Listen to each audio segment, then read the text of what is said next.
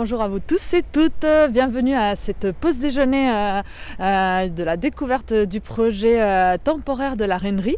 Donc voilà, les pauses déjeuner sont des événements hebdomadaires, lieu tous les mardis entre 12h30 et 14h pour justement c'est des temps de rencontre, d'échange pour mettre en avant des projets. Donc la plupart des projets sont dans le cadre un peu du milieu de l'économie sociale et solidaire ou de l'innovation sociale. Dans ce cadre-là des pauses déjeuner qui sont animées par les imaginations fertiles, en fait, nous proposons à toutes les structures porteurs de projets, etc., de pouvoir nous proposer aussi des thématiques, de les soumettre. Donc c'est voilà, des thématiques qui sont ouvertes. Donc n'hésitez pas à venir aussi voilà, nous proposer des thématiques. Nous proposons ces pauses déjeuner en fait dans le locaux tous les mardis entre 12h30 et 14h. Mais on a aussi des pauses déjeuner qu'on réalise à l'extérieur de nos locaux justement pour aller à la rencontre, comme c'est le cas aujourd'hui, découvrir d'autres espaces et structures, initiatives de l'ESS dans le territoire de Toulouse.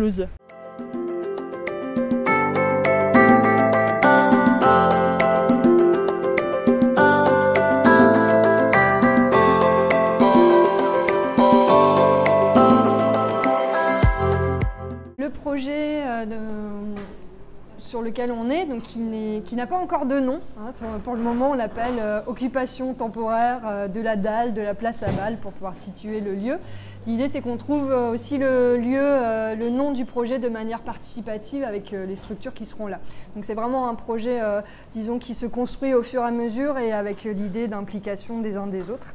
C'est pour ça que tout n'est pas encore abouti aujourd'hui. Mais pour vous expliquer l'idée de ce projet, donc ici c'était des lieux qui étaient d'abord qui étaient l'ancienne CAF, puis qui étaient occupés par les services de la collectivité.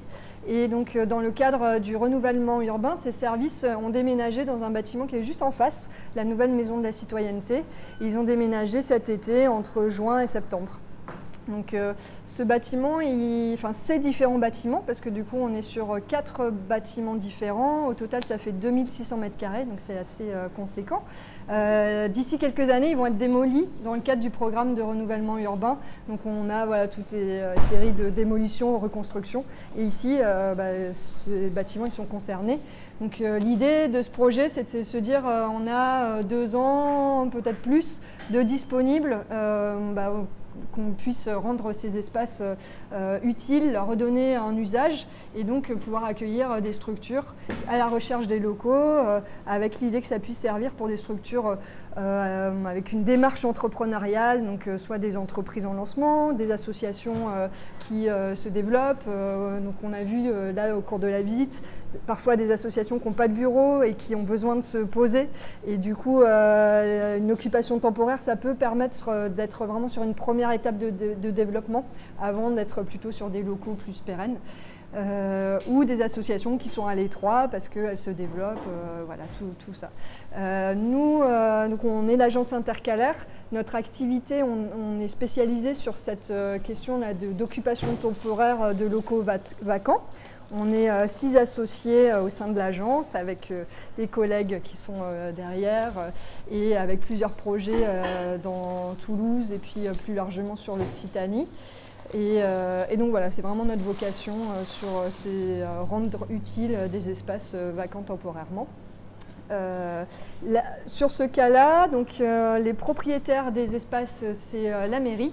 Et donc on a signé une convention d'occupation temporaire avec la mairie qui nous permet d'avoir la gestion et de faire du coup ce projet-là.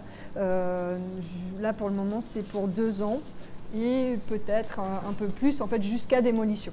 Donc c'est ça, c'est que aussi l'avantage de ces occupations temporaires, c'est parfois quand les projets urbains prennent du retard, en fait c'est du temps perdu. Là au final, ça permet aussi à des structures, les locaux seront utilisés le temps que ça soit démoli, quoi. Voilà. Quoi dire d'autre? Pourquoi faire?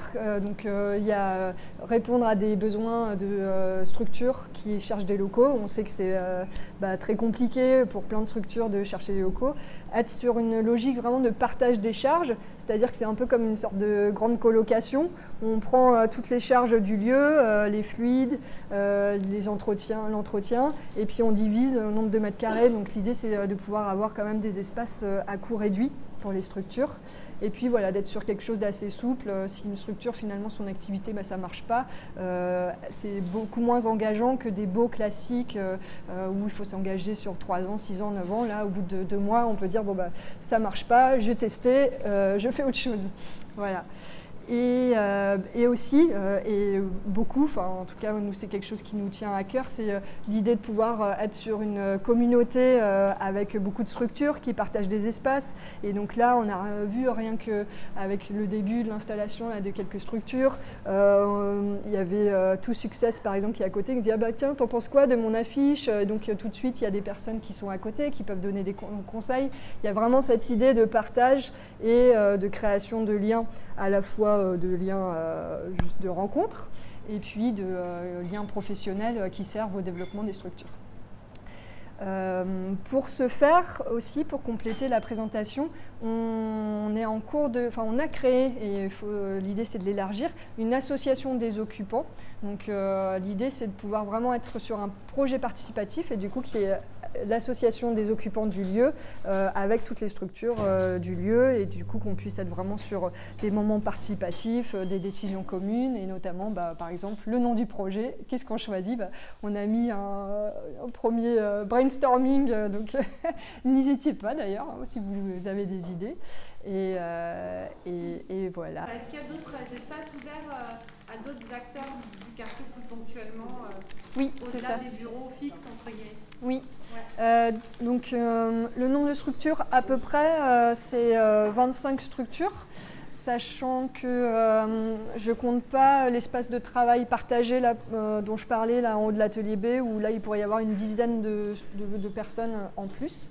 Et dans les structures que je n'ai pas citées là quand on a fait la visite, il y aura certainement des permanences de Rennerie Miroir, le journal du quartier, voilà, qui cherchait des locaux vraiment une fois par semaine. Et donc il y a l'association Alliance de culture et de loisirs qui donne des cours de langue, cours d'arabe, cours d'anglais pour aussi les habitants du quartier. Et donc, sinon je pense que j'ai parlé, j'espère, de toutes les structures. C'est ça. Et donc pour les lieux, les espaces, comment dire, ponctuels, on a donc l'atelier B avec le haut et le bas.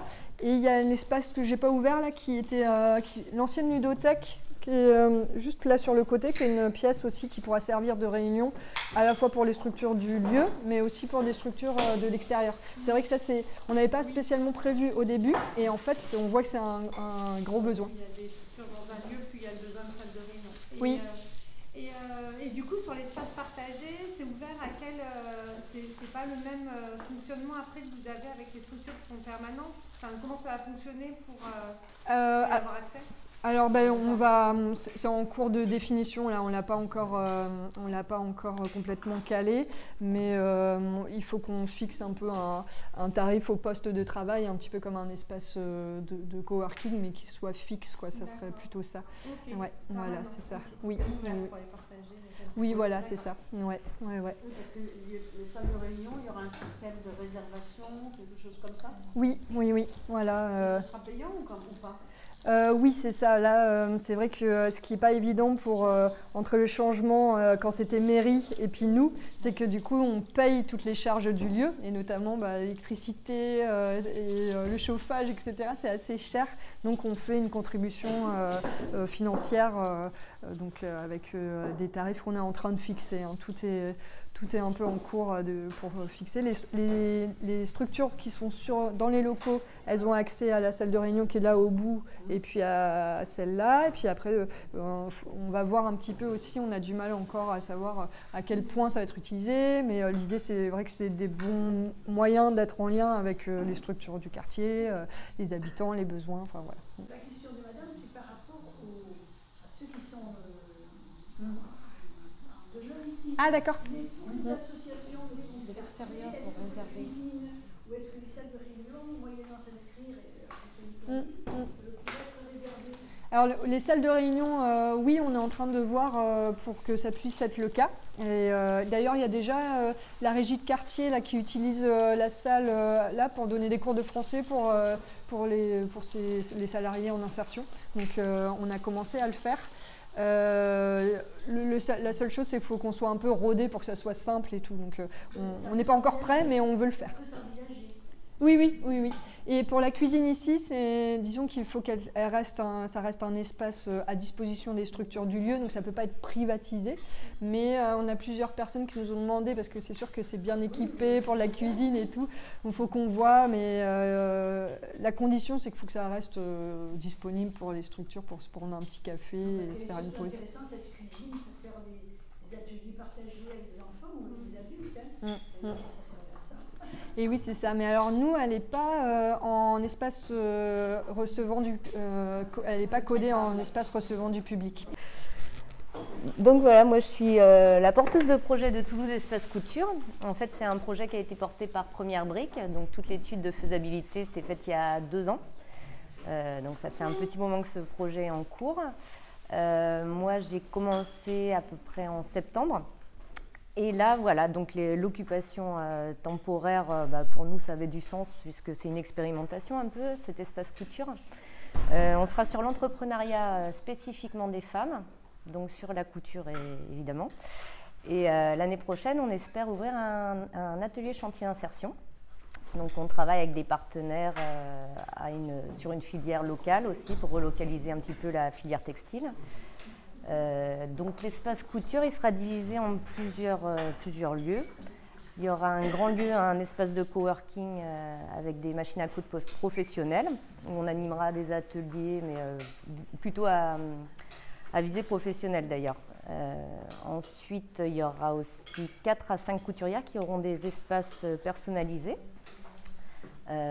derrière, qui seront clos et qui pourront avoir aussi accès à l'espace de coworking. Donc le lieu de la place à Bâle, pour nous, ça va être quelque chose de super, puisqu'au niveau collaboratif, il y a plein de choses à faire. On aimerait beaucoup faire de l'événementiel, donc créer des défilés, des marchés de créateurs. On est déjà avec des structures comme Parle avec elle pour faire des partenariats. Et donc voilà, la suite c'est à lancer. On espère investir les locaux d'ici 1er décembre, on s'est fixé maximum. Donc ça suit son cours. Si vous avez des questions, pareil. C'est parfait, c'était super complet. Vous êtes combien dans la structure, dans l'association? C'est une association. Ouais. Vous êtes combien de couturières ou couturiers? Alors pour l'instant, pas vraiment de couturière. Si, il y a une déco-présidente qui est couturière, qui elle est plutôt sur le quartier de Bellefontaine, qui fait de la couture au centre social, qui a fait beaucoup d'intéressés apparemment. Donc pareil, le temps de lancer le projet, tout le monde viendra après. Donc 2 coprésidentes. Là c'était Sophie dont je parlais. Après Saïda qui est plutôt sur le quartier de Bagatelle. Et Eva qui est administratrice et qui est conseillère en insertion professionnelle.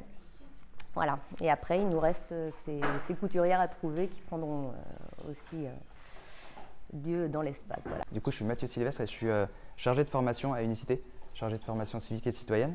Et donc du coup, là, c'est pour ça que je suis au centre social Henri Desbal, mais je viens sur la période de midi et je repars tout à l'heure. Du coup, nous, moi, je travaille du coup à Unicité. Unicité qui est une association qui a la vision de l'engagement des jeunes. L'engagement des jeunes en France et via le dispositif du service civique qui permet l'engagement concret dans des missions concrètes auprès de bénéficiaires.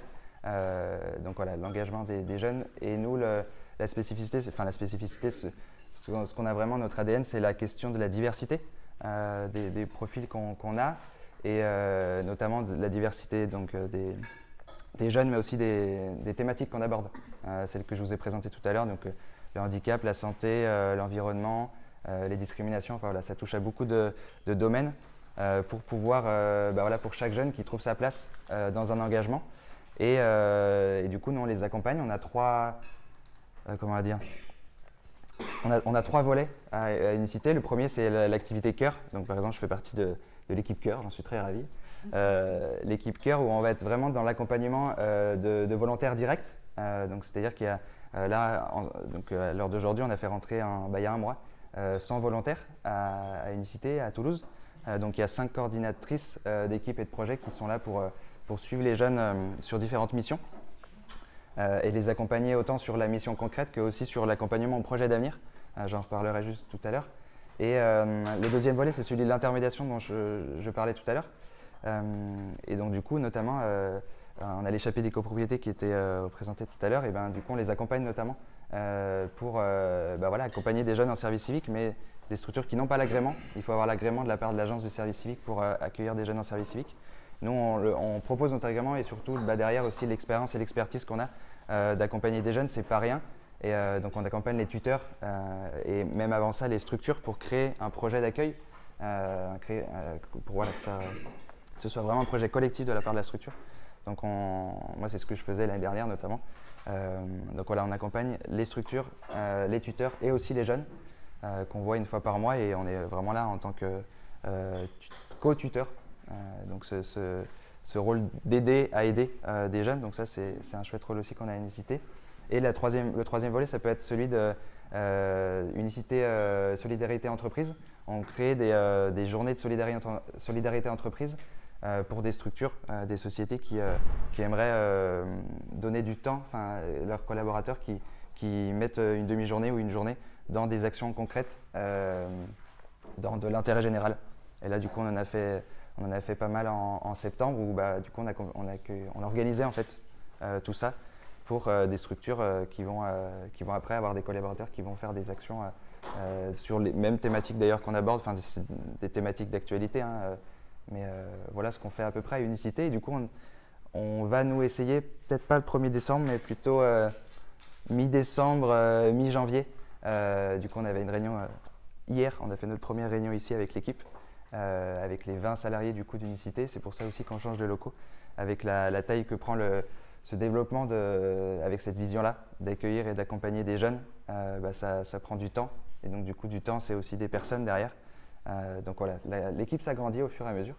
Et donc on est très ravis d'être ici dans cet écosystème. Et on le voit vraiment comme ça, surtout avec cette cuisine partagée. Nous, on a notre petite cuisine, mais je leur ai dit, c'est une petite cuisine. C'est le coin cuisine. Ouais, c'est le coin cuisine. Venez plutôt ici. Venez plutôt ici, parler ici avec tous les acteurs. Et derrière aussi, il y a aussi des personnes. Donc c'est aussi le lien humain qui peut être vraiment intéressant. Et aussi des connexions professionnelles, notamment avec des chantiers de cohésion qu'on a avec des jeunes dans différentes structures ou des partenariats avec différents projets qu'on mène. Donc voilà, on sera ravis de collaborer avec vous sur tout ça. Et aussi, on a aussi un projet qui s'appelle le dispositif kiosque, qui est un dispositif pour promouvoir le service civique dans les quartiers prioritaires de la ville. Donc voilà, on a aussi une lignée là-dedans de s'implanter dans les territoires qui sont en lien avec nos projets. Et d'où cette envie également de venir sur cet espace-là. Et parce qu'on accompagne aussi des structures du territoire. Donc c'est aussi intéressant de s'y implanter. Donc voilà pour Unicité. Je ne sais pas si j'étais complet, mais en tout cas voilà ce qu'on y fait. Et on en est très, très content.